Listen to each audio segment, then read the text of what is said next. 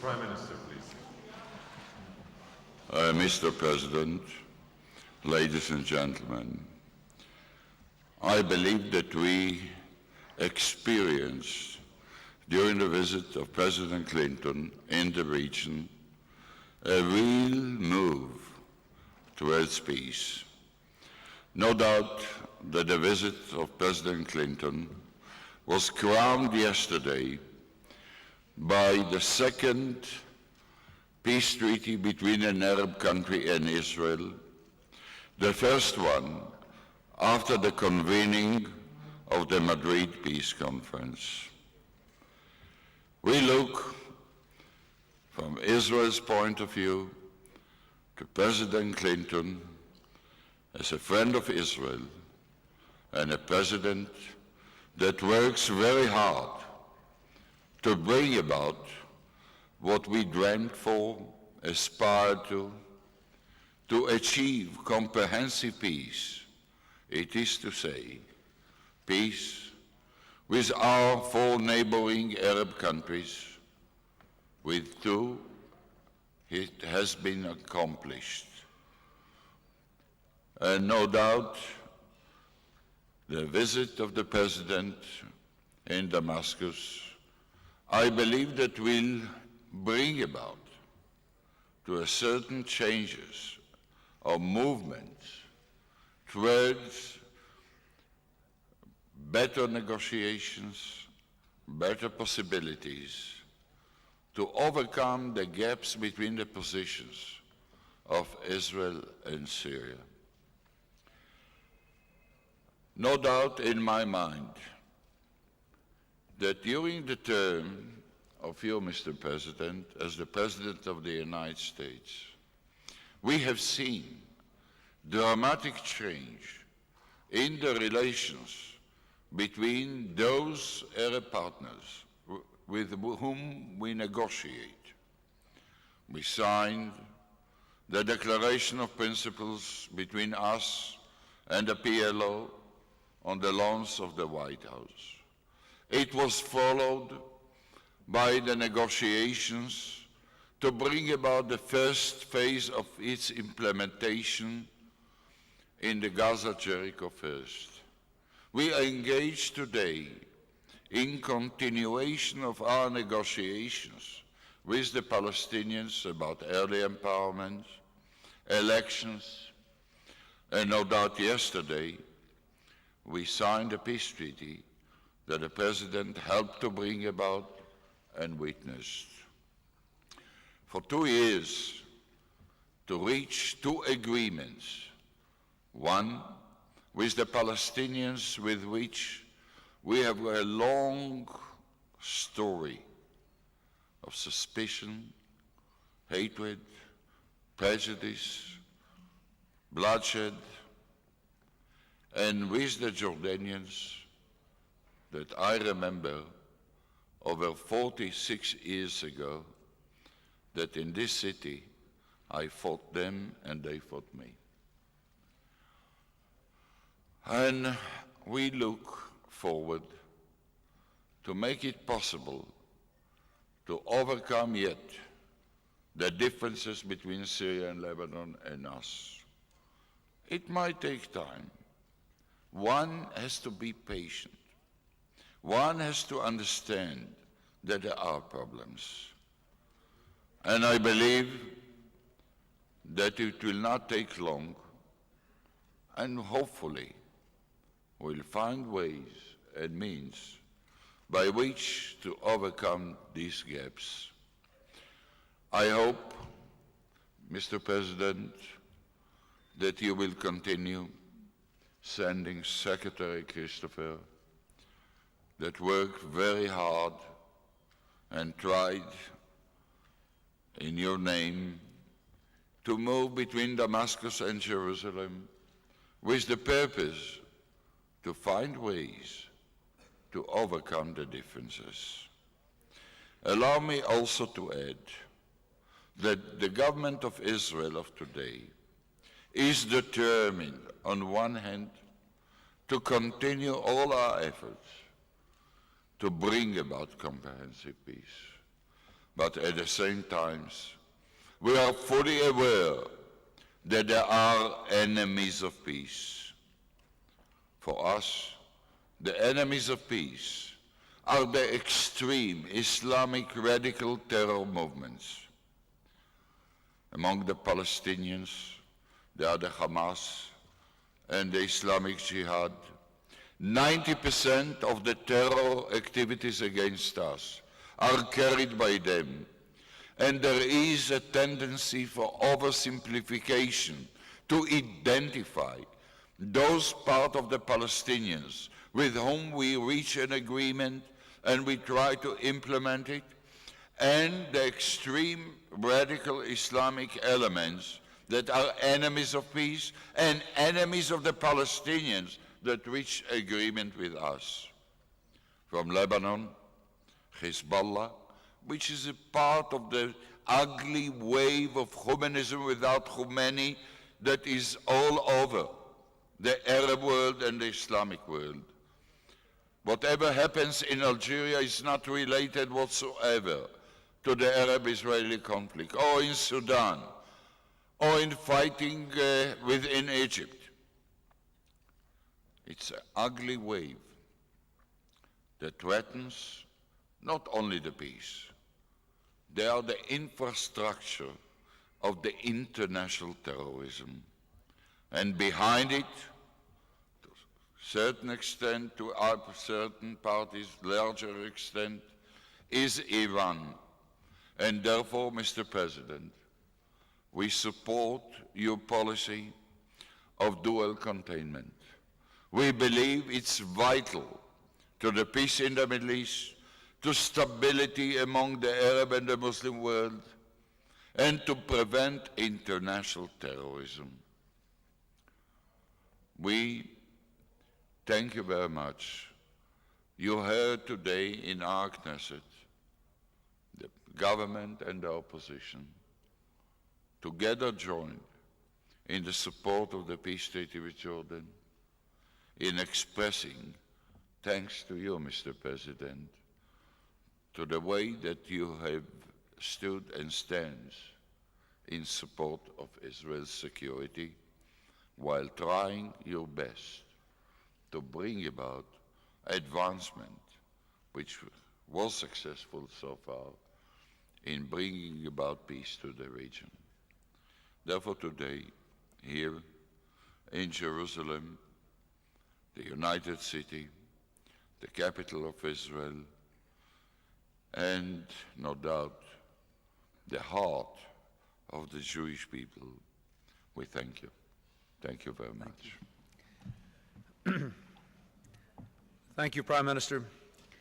Ladies and gentlemen, because I had the opportunity to speak at length at the Knesset this evening and to outline my position on a number of matters, I will be very brief. I would like to make just a couple of points. First of all, at my first meeting with Prime Minister Rabin, shortly after I became president, he told me he was prepared to take risks for peace. And I told him that, that being the case, the job of the United States was to minimize those risks. For 20 months now, we have both done our best to do our jobs. And I think it's fair to say that we have had a reasonable amount of success in which the people of Israel can be proud and in which they can feel secure, and one in which I hope the American people take pride. Secondly, I would like to congratulate him and the people of Israel again on the peace treaty with Jordan. We have responsibilities there that relate to the security of both Israel and Jordan, and I have been working on that even since the peace treaty has been signed. I was in conversations with the king well past midnight last night. We are attempting to do our part to make sure this peace is as wildly successful as everyone believes that it can be.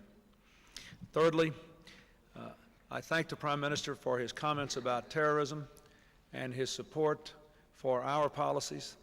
Especially, I think I should mention something I did not mention in my speech tonight, which is the steadfast support of Israel for our policies in the Gulf and for our recent action in the Gulf. I will be going to Kuwait tomorrow to see our troops and on to Saudi Arabia. I appreciate the support of Israel. Finally, with regard to what the Prime Minister said about Syria and my trip there today, I went there because I was convinced we needed to add new energy to the talks.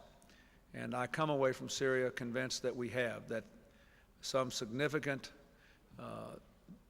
progress has been at least made possible, that there has been some change in positions that offer the hope of more progress, and I have instructed the Secretary of State to return to the region within a few weeks to continue.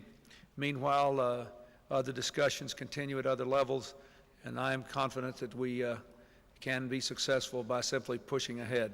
So on all these fronts, I feel better tonight than I did when I came here. And again, I thank the Prime Minister for this welcome and for the opportunity to address the Knesset.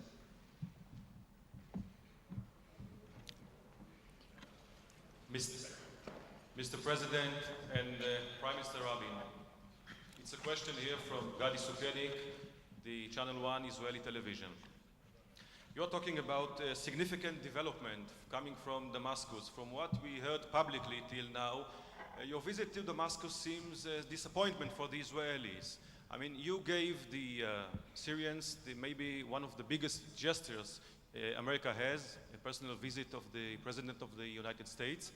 And President Assad responded publicly in his general words of peace, which we heard in the past. So what else is new, Mr. President? And Mr. Rabin, what did you hear maybe privately from the President about this visit? Well, I would like to make 3 points, if I might. First of all, I don't think it's accurate to say that he had ever said to me and to the rest of the world and to the people of Israel that he wanted to make peace with Israel and wanted to have normal, peaceful, constructive relations with Israel. Secondly, he made some statements in our private conversations about the details of this process, which I would be wrong to discuss, because the essence of these negotiations is that they can proceed in some confidence. But they did show some forward movement in ways that I believe are not insignificant. Thirdly, there's one thing I do regret about the press conference today. I regret that President Assad did not take the opportunity to say in public what he said to me in private about his deep regret about the loss of innocent lives, and particularly the bus bombing. He said to me, you know, we have to end the killing of innocents wherever it occurs, whether it was on that bus or in Hebron. I deplore it all. And I am convinced that only by making peace can we end it, and when we do make peace, it will end. That is what he said to me. I think the way the question was posed to him, I think led him to give an answer which may have been somewhat misleading, not intentionally, but because he did not say that. I also want to reaffirm that there was absolutely no discussion in our private meeting, as he said, about the question of the United States removing Syria from the terrorist list. He did not ask for that. He did not bring it up, and I certainly did not bring it up. There's been no mixing of those two issues. So I think that his statement did break some new ground. I know that his private conversations broke some new ground, and I was particularly encouraged by what he said in private to me about the killing of innocent people. I regret that that was not said in public, but I can tell you that it was said in private, and what I said in the press conference is now, as I understand it, even being rebroadcast on a regular basis in Syria tonight to reaffirm that that is in fact what happened.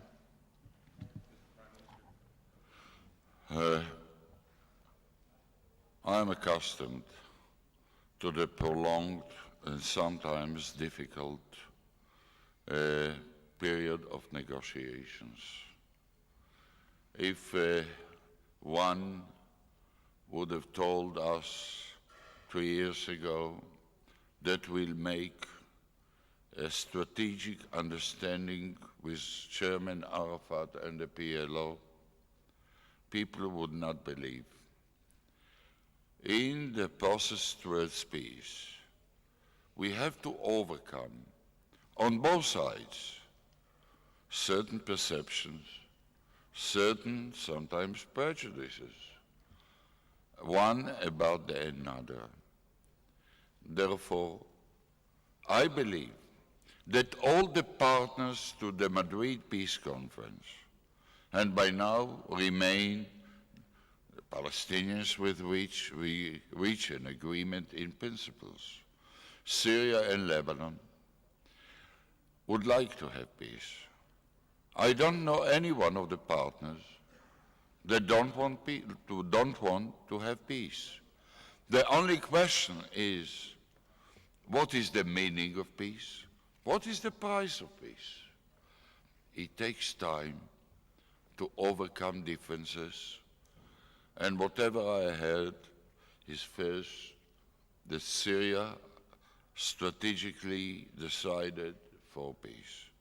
Second, they are ready to continue the negotiations, not in the best way to my opinion, but as long as there is any avenue of negotiations, we should follow it. Thirdly, I don't believe it will be right on the part of Israel, regardless what he said or didn't say on the press conference today in Damascus, which I would like that he would say different things. But it doesn't discourage me to continue our negotiations. And this is the essence of the peacemaking process. Be patient, to be determined, and not to be misled by ups and downs of public statements. Therefore, we will continue the way that it will be possible in negotiations with Syria. I'm aware that there are gaps between our positions, but I can't recall any negotiations in the past that there were no gaps. And whenever we succeeded to reach an agreement, came about as a result of the capability to make the compromise that bridged the gap. Mr. Prime Minister, if you'll forgive us, we're going to keep pressing still. The President is speaking of change in positions. You're speaking of change in perception. We have the issues tattooed on our forehead. The issues have been here for 3 years. We know there are major gaps. Are you talking about new atmospherics 3 years after Madrid? Or have you been told something about Syria's position on Golan, on security, on the terms of peace? Have you heard sufficiently for you to reverse your election stand and surrender the Golan Heights? Well, first, I believe that whoever sees what has taken place in the last over 2 years, he cannot ignore the tremendous change as a result of the Declaration of Principles between the PLO and us, the signing of the peace treaty, the openness in the Arab world, that the foreign minister of Israel can fly to Bahrain, that multilateral negotiations can be taken place in Oman and Qatar and who knows where else, the decision of the 6 members of the Gulf Community Council about ignoring, not canceling, the Arab boycott. There is a trend, a move, that no doubt will have its implications in other Arab countries, I hope in the short run or in the long run, even on the issues that have not yet been solved between Syria and Israel. I believe that the mere fact that there is a continuation of negotiations with all the partners, it creates new realities in the region. From Morocco, that tomorrow our big mission headed by the foreign minister will go to the Casablanca meeting. When did you expect that such a meeting will take place in an Arab country? we have to see beyond technical or tactical or certain important issues between us and one of our partners, the changes that have taken place in the whole region, in the attitude, a change of attitude. This is what realities speak about. And therefore, don't ask me today about details of this part or that part of the negotiations. The fact that we are moving, Palestinians, yesterday Jordan, openness in the Arab world, different kind of relations, Morocco, Tunisia, and I believe there will be other Arab countries. This is the importance. You don't have to look at it on limited point of view. You have to look at it. Are there changes in the region? Are there changes in the attitude of so many Arab countries towards relation to Israel or not? This is the issue. And if we'll continue, and we will continue, regardless to the terrible atrocities of the Islamic radical terror groups against us, I believe you'll see more changes and more in the right direction. Yes, please. Mr. President, the restoration of Israel's exact fulfillment of over 300 Bible prophecies proves the Bible is God's true word.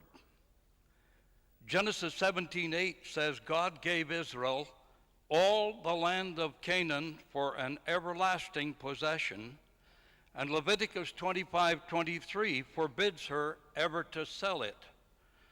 How can it produce real peace to induce Israel to defy God by selling Judea and Samaria for Arafat's or Assad's paper promises of peace? Do you ask the President of the United States this question? He's not representing Israel, to the best of my knowledge. That was the answer I was going to give. Okay. The people of Israel, through their elected leaders, will decide what they are required to do for their own existence, their own security, their own future, and for their patience and peace with God. Helen Thomas. I'll wake up. Mr. Prime Minister, in the agreements you signed with some of your Arab nations, What? in the Be agreements, closer to the microphone. in the agreements you signed with some of your Arab neighbors, the issue of Jerusalem remained unresolved, the whole status of East Jerusalem. And that's also true at the UN and in most of the world. It's unresolved. Why did you assert such absolute control? Were you trying to put President Clinton on the spot tonight? Well, You mean in his speech to the Knesset? Yes. first, we are independent state, and we have our positions, and the United States has got its position. I can speak only on the Israeli position. We believe that Jerusalem must remain united under Israel's sovereignty, but we did not reject that the Palestinians, once we negotiate permanent solution, will raise the issue. We know their position, they know ours. I believe that in the long run, the Jerusalem problem should be solved on two levels. The political one, it is to say, what will be the sovereignty over the United Jerusalem, which we have no doubt that it must be Israeli sovereignty, and the question of the holiness of Jerusalem to the other two religions. And you'll see a sign in the Washington Declaration, in the peace treaty that we signed between Jordan and Israel, that we distinguished between the holy shrines to the Muslims, that in the last 27 years we allowed free access, free practice, but even beyond that. The administration of the holy shrines to the Muslim and the Christians is done by the respective churches. We don't intervene in that way that they run something within the holy shrines that derive from their own religion, as long as it doesn't affect the security of the area. It works for 27 years, and I believe we have in Hebrew an expression, Yerushalayim del Mala, Yerushalayim del Mata, Jerusalem in the heavens and Jerusalem on the ground. I believe this is the key to the real solution in the long run of Jerusalem. But we are committed, if they want, to raise this issue. We know our position when we negotiate the permanent status between us and the Palestinians. We negotiate the solution to the refugee problems of much wider scope, not only with one partner on a regional basis. Therefore, from my point of view, it's very clear. Two last questions. Israel Radio, please. אדוני ראש הממשלה, אני רוצה לנצל את ההזדמנות ולשאול אותך שאלה. Mr. Prime Minister, I should like to take this opportunity to ask you a question in Hebrew. President Clinton and the Secretary of State have spoken about progress in Damascus. Following your meeting with President Clinton, do you share their estimation that indeed there is progress towards peace, and if so, in what areas? To begin with, I heard from President Clinton about his meeting with President Assad. His impression whereby on certain subjects there has been some progress is relevant. We must bear in mind that we are now negotiating with the Syrians. In fact, this has been going on for 3 years, ever since the Madrid Convention. And we are advancing in tiny steps, inch by inch. Thus, in the talks between us, we reached an agreement whereby Secretary of State Christopher, within a period of 3 or 4 weeks, would examine the progress being made in order to implement or to put into practice what we hope will be done. In other words, we are interested in reaching peace with Syria. We do want a peace treaty with Syria. In principle, we have agreed to a withdrawal. There is no agreement between us and Syria as to the final borders of peace. And there are other areas which have not yet been resolved. President Clinton did not tell me that there was a historic breakthrough. He said that there was some progress on certain areas. Therefore, we must pursue these efforts. We must continue along the road on which the negotiations have been taking place so far. In other words, the Secretary of State with you that that's different from what you came here with, and what do you feel has changed for yourself from the experiences that you've had in the last however many hours it's been?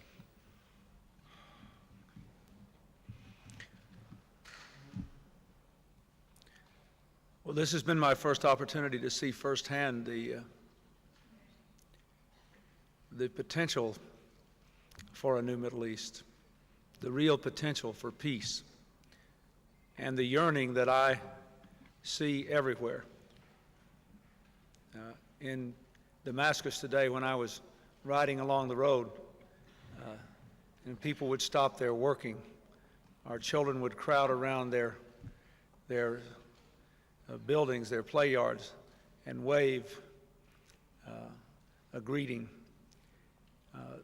They did it because they see the United States as the instrument of peace to bring these two nations together, or at least to make it possible for them to come together. These are all things you know, but until you see it, it's a very different thing indeed. I also come away from this trip profoundly grateful to the leaders of Israel and Jordan for setting an example that I think will give confidence and conscience to the efforts that others will make now to resolve the problems in the Middle East. I also came away, frankly, with a much clearer idea of what things the United States can do, and indeed what we must try to do to help make peace successful from a security point of view and from an economic point of view. So all these things I leave with. But the most important thing is the deep yearning for this to work. I saw it in the energy in the Knesset tonight. We saw it in the energy and the passion in the Jordanian parliament last night. And I've seen it on the streets of every place I have been in the eyes of the people. So I think we are on the right historic mission, and we need to redouble our efforts until we finish. May I add, Mr. President, you are in the last 15 years, the President of the United States that helped and attended signing of a peace treaty between an Arab country and Israel. Mr. President, Mr. Prime Minister, ladies and gentlemen, thank you very much. Good night. Toda rabba ve'layla tov.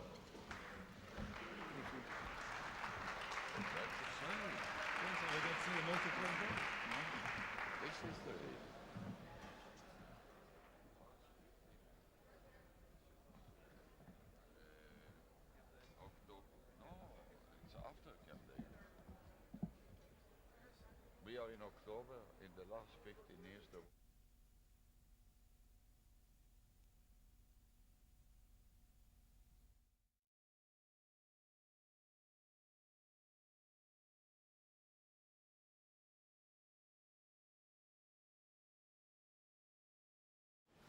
No doubt that the visit of President Clinton was crowned yesterday by the second, from Israel's point of view, to President Clinton as a friend of Israel and a president bring about what we dreamt for, aspired to achieve comprehensive peace, has been accomplished. And no doubt, the visit of the President in Damascus, I believe that will bring about Israel and Syria. No doubt in my mind that during the term of you, Mr. President, those Arab partners with whom we negotiate, we sign the Declaration of Principles between us and the PLO on the lawns of the White House. It was followed by the negotiations to bring about the first phase of its implementation in the Gaza-Jericho first. We are engaged today in elections, and no doubt yesterday we signed a peace treaty that the President helped to bring about, and I fought them and they fought me. And we look forward to make it possible. I hope, Mr. President, that you will continue sending Secretary Christopher that work very hard, are carried by them. And there is a tendency for oversimplification to identify those part of the Palestinians with whom we reach an agreement. And in which they can feel secure, and one in which I hope the American people take pride. Secondly, I would like to congratulate him and the people of Israel again on the peace treaty with Jordan. We have responsibilities there that relate to the security of both Israel and Jordan. President and Prime Minister Rabin. It's a question here from Gadi Sukenik, the Channel 1 Israeli television. You're talking about significant development coming from Damascus. From what we heard publicly till now, your visit to Damascus seems a disappointment for the Israelis. I mean, you gave the Syrians maybe one of the biggest gestures America has, a personal visit of the President of the United States. And President Assad responded publicly in his general words of peace, which we heard in the past. So what else is new, Mr. President? And Mr. Rabin, what did you hear maybe privately from the President about this visit? Well, I would like to make 3 points. I'm accustomed to the prolonged. If you'll forgive us, we're going to keep pressing still. The President is speaking of change in positions. You're speaking of change in perception. We have the issues tattooed on our forehead. The issues have been here for 3 years. We know there are major gaps. Are you talking about new atmospherics 3 years after Madrid? Or have you been told something about Syria's position on Golan, on security, on the terms of peace? Have you heard sufficiently for you to reverse your election stand and surrender the Golan Heights?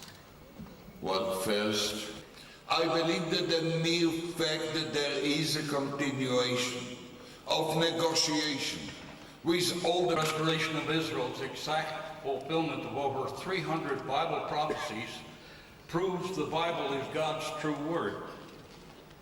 Genesis 17:8 says God gave Israel all the land of Canaan for an everlasting possession, and Leviticus 25:23 forbids her ever to sell it.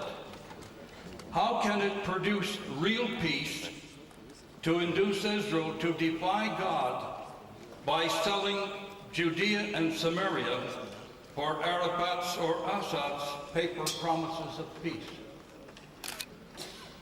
Do you ask the President of the United States this question? He's not representing Israel to the best of my knowledge. That was the answer I was going to give. Okay. The people of Israel, through their election. Oh my God.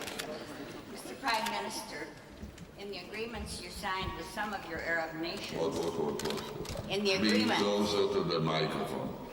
in the agreements you signed with some of your Arab neighbors, the issue of Jerusalem remained unresolved, the whole status of East Jerusalem. And that's also true at the UN and in most of the world. It's unresolved. Why did you assert such absolute control? Were you trying to put President Clinton on the spot tonight? Well, הנשיא קלינטון ושר החוץ כריסטופר מדברים על התקדמות בעקבות השיחות שהיו להם בדמשק. אחרי הפגישה שהייתה לך עם הנשיא קלינטון, האם אתה שותף להערכות שלהם שאכן מסתמנת התקדמות, ואם כן, באיזה תחומים? Before the trip is over, and I know I'm getting you while you're somewhat tired, but even so, I'd like to ask you if you could to reflect a little bit, since this is the last press conference before you go home. If you could tell us a little bit about what have you learned on the trip the last couple of days? What will you take home with you that that's different from what you came here with, and what do you feel has changed for yourself from the experiences that you've had in the last